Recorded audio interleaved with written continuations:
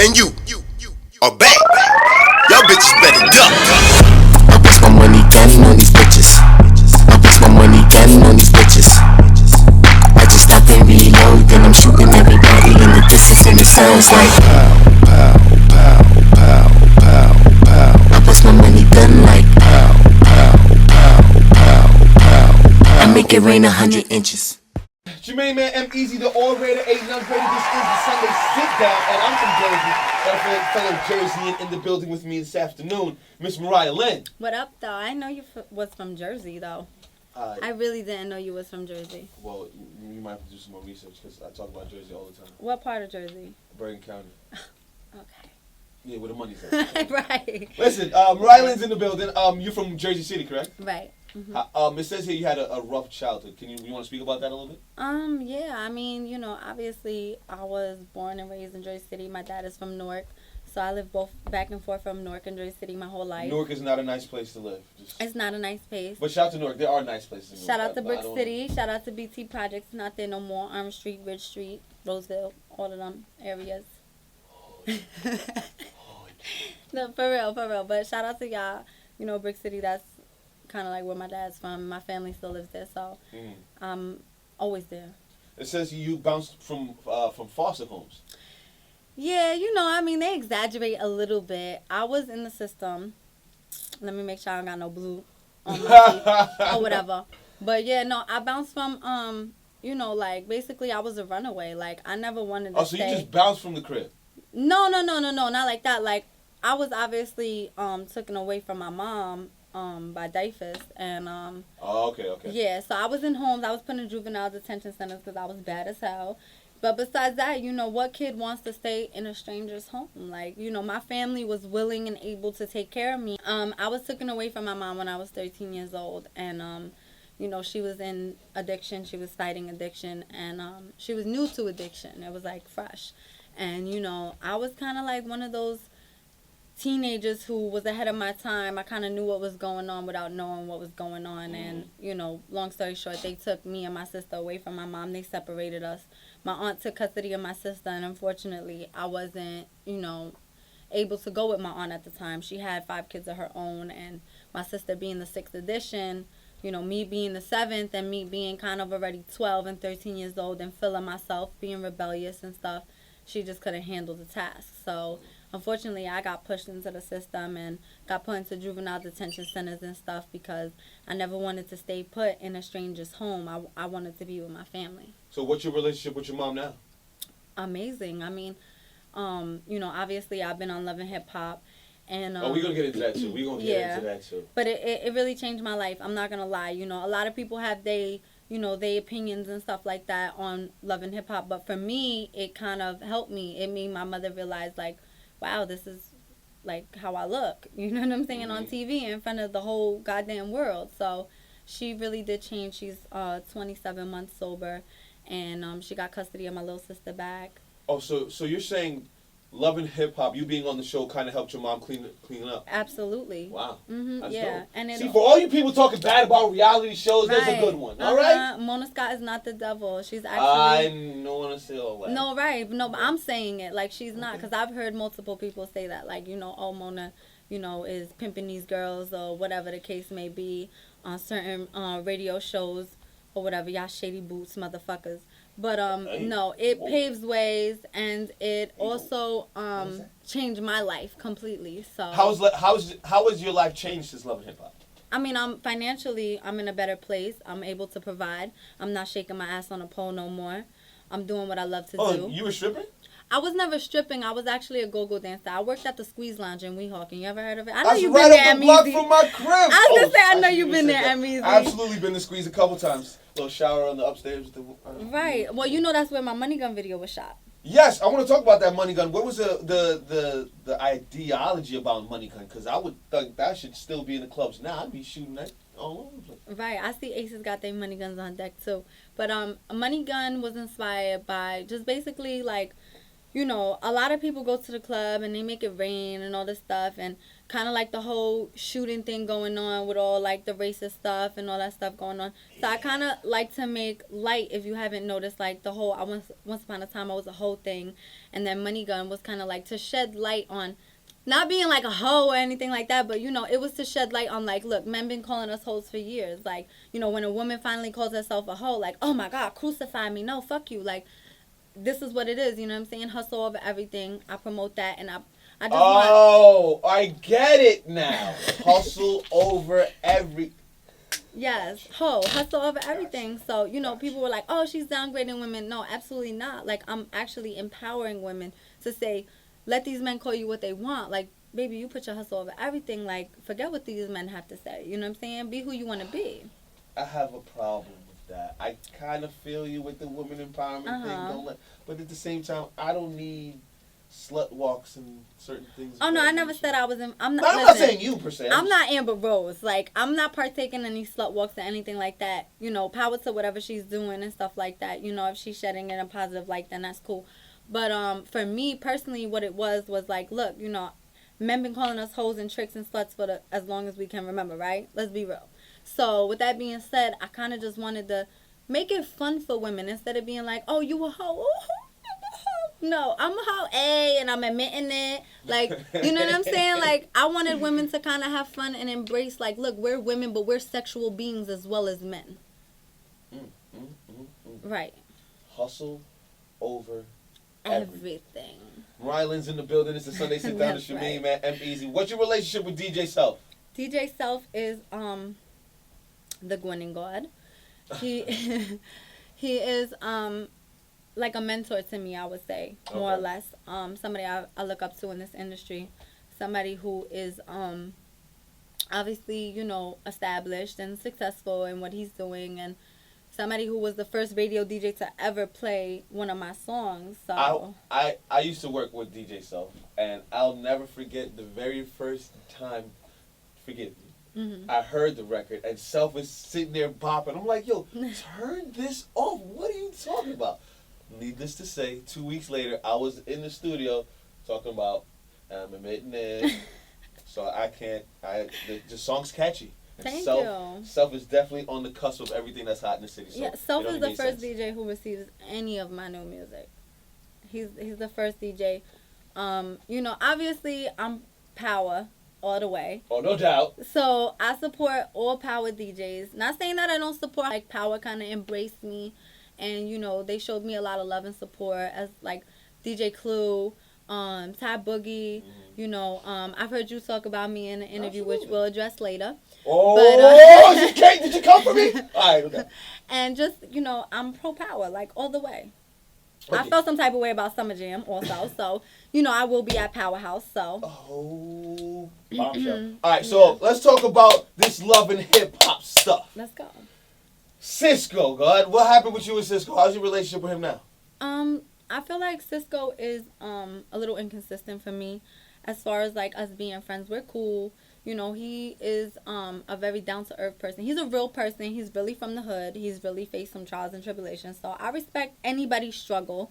You know what I'm saying? But as far as, like, us dating-wise, I mean, honestly, I thought it was what I wanted at one point in life. And then I was just like,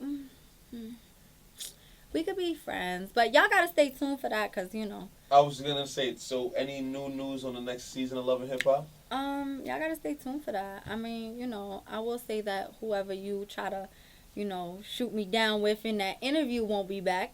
So, yeah. Okay, see, this is the part of the interview where you're going to go back and get the clip when we talked about her. Okay, so now. Right. So you're referring to the tag team of BBOD, correct? Yeah. I heard you kind of say, like, oh, how you going to let that little white girl run down on you? By running down on that bitch twice. Like, just by doing that. Okay, shout to my bitch Cardi B. I love you, baby. Right. Yeah, but, like, honestly, I want to, like, clarify that, too. Honestly, you know, whatever beef was in last year, it stays in last year. It's not relevant to me now. It's a non-factor. Because they're not on this season. That too. And no, I wish them the best as women in the industry. I really wanted to say that I do wish BBOD the best as women in this industry. It's very tough, it's very hard, you know what I'm saying? But all that extra shit, like, you know, it's for the birds. Like, anything you gotta say, you know, come see me, baby. Anytime, any day. All right. It's the Sunday Sitdown with your main man, EmEz. So, you did run up on them, and you're apologizing. I'm not apologizing. It's just what happened. What happened. You had beef with my friend Young B. You know what you did. You put a restraining order on her. Got busted in your shit for trying to jump her. And that was that. I inherited a beef that wasn't mine. And, you know, I was okay with that. I mean, basically, you know, it is what it is. And like I said, I wish every single woman in this industry the best. Lots of success and happiness in their career. Whatever future endeavors that they, you know, dive into. All right. So, I was just talking to another female artist, and I asked her a question about rap being like a boys' club. Do you feel rap is like a boys' club? Absolutely not. Why not? I feel like personally, like for me, and I've heard a lot of other artists say this, including Remy Ma, who's a really good friend of mine. I've heard her say that, like, when she started out with poetry, and that's how I started out. I was in the system, you know. I felt like at that time I had lost myself. I didn't have my mother, I didn't have my father, and the only way for me to kind of vent was through writing poetry and writing songs and kind of, you know, music. For me, I always say this: music saved my life. Because, you know, a lot of people look at me and they see, like, this really tough persona, and they see, like, you know, this brick wall that I have up and stuff. But really deep down inside, like, I was once lost. You know what I'm saying? It took me a long time to find myself and to find, like, what my purpose was. And I feel like my purpose for me not only is the music, but to use my story to kind of, like, you know, reach out to people who are going through the same similar situation as me, like, who are in the struggle, who parents are in addiction, who are in the system, you know what I'm saying, and don't necessarily feel like, you know, they can succeed and beat the odds that are set against them. And I'm just an example that you can. Real rap. So I'm dropping jewels, baby. I'm dropping jewels. Like, listen up. It's your main man, EmEz. Give me some of the artists you looked up to, female-wise, when you were coming up. Queen Latifah, Lauryn Hill, Foxy Brown, Aaliyah. Female-wise, I would say Left Eye, TLC. Do you see yourself working with other female rappers in the game, collaborating? I heard y'all was just interviewing Young M.A. I heard, yes. You know, her song is moving. I would love to work with her. Ooh. I need song credits if that happens. Producer. Ooh. Get me producer credits if that happens. Thank you. And all right. As far as other rappers, I mean, you know, a lot of people been waiting on the Mariahlynn Cardi B collaboration. If Shaft is with it, Cardi's with it, we could do it. I'm with it. Like, but as far as any other female artist wise, Remy. Shout out to Remy Ma. Yeah. Dope. Like Remy. That's about it. Give me some of the adversities you faced in your rap career, as far as maybe being blackballed, or I get a lot of stories about how girls say he wanted to help me, or he says he wants to help me, then I sleep with him, and then nothing ever happens. I'm gonna be honest, and you know what? A lot of people probably won't believe me when I say this, but I never slept with anybody to get ahead. I started out rapping, and I kind of just met Coop, which is the head of New World Era. Oh, Mr. Coop, my guy. Right, he did records like Snapbacks and Tattoo. Yeah, okay, we don't fuck with that. Get the fuck out of here. So my label kind of Ben was moving, and I didn't have to sleep with none of them to get on. But, you know, I've definitely had people kind of challenge me. A lot of people don't know I've recorded at Rock the Mic. I'm well connected. Memphis Bleak is another one of my mentors. He's a big support system of mine. I just took a meeting with Rock Nation. Shout out to Pecos and Tata at Rock Nation, who listened to 7 of my records and didn't next me not once. So that, and just like, you know, I feel like adversity-wise, like, the most I've ever dealt with is because of my race, because I am Puerto Rican Italian, but I do look like a straight white girl. So a lot of people... Do you speak any Spanish? I do speak Spanish fluently. But I feel like they kind of judge me for that and kind of say, like, well, you know, there's no room for a Caucasian rapper in the industry. And I feel like that's just bullshit. So that's the only adversity I could really, you know, say. Because anybody who kind of wanted to use me, abuse me, it wasn't going to happen.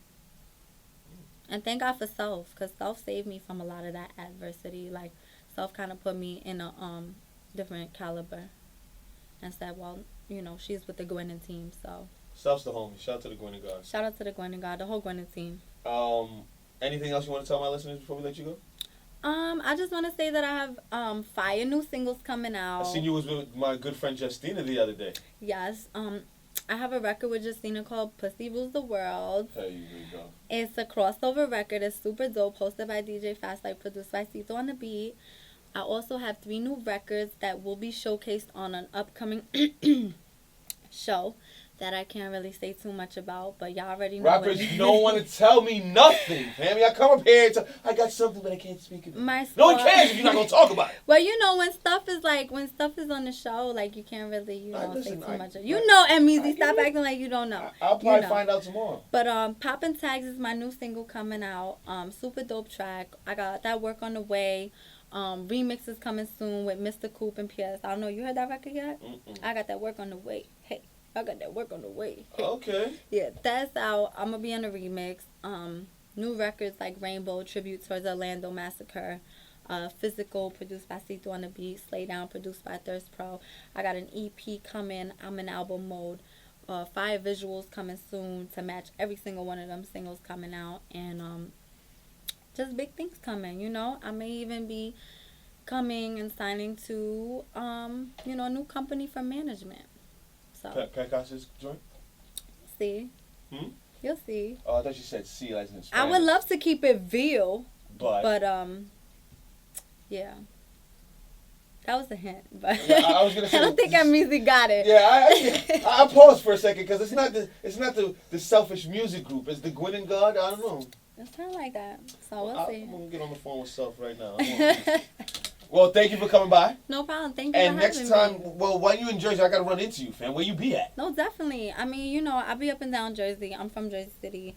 I'm actually performing tonight at Club Level 10 with Coop and PS. No, that's in Clifton, baby. Clifton, sorry. In Clifton, and we will be performing that Work on the Way remix exclusive because the remix is not coming out until November. I'm not sure the exact date, but I gotta just confirm with some people and stuff. But a lot of new stuff coming soon. Make sure you follow me on Instagram at Mariahlynn Boss. Make sure you hit my Twitter up at Mariahlynn Boss.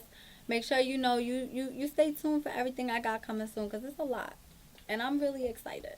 I believe you. I'm excited for you to hear it too. I listen. I'm open to listen to anything and everything. Good. That's good. All right, let's get up out of here. It's Yes. the Sunday Sitdown. Thank you for coming by, Mariahlynn. No The Sunday problem. Sitdown.